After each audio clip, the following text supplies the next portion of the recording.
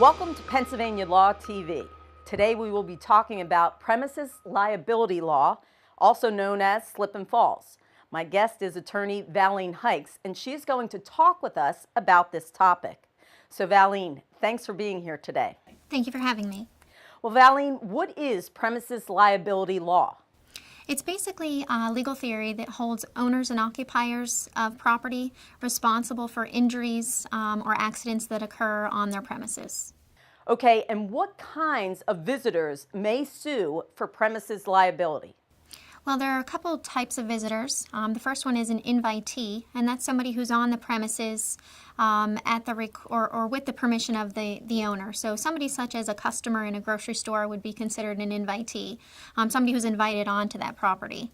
The other type of visitor would be a licensee, and a licensee is somebody who goes onto a property for their own purpose, or basically as a social guest. And then the other type of visitor would be a trespasser, and that's somebody who basically has no right whatsoever to be on that property. And who is liable for injuries on their property? That would be the owner or the occupier of the property. In some circumstances, we have maintenance companies who may be responsible. They may have a contract with the owner or occupier that we may be able to hold responsible for the injuries. Valeen, how quickly must property owners clear a hazard?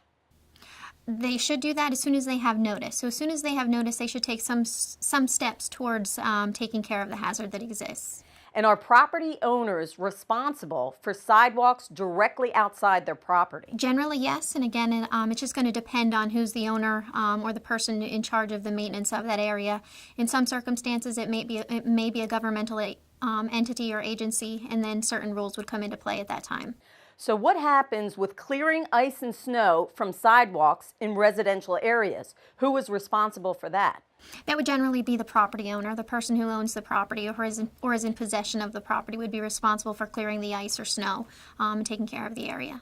And are there special provisions of premises liability law for young children? There are. It actually has to do with the duty to warn. Basically, if a property owner or occupier is aware that children are likely to come onto their property, then they have a duty to warn them of conditions that are likely to result in death or serious bodily injury. And what are the steps to filing a premises liability lawsuit? The first thing that we do usually is we try to negotiate with the insurance company or the person who's liable for the injury.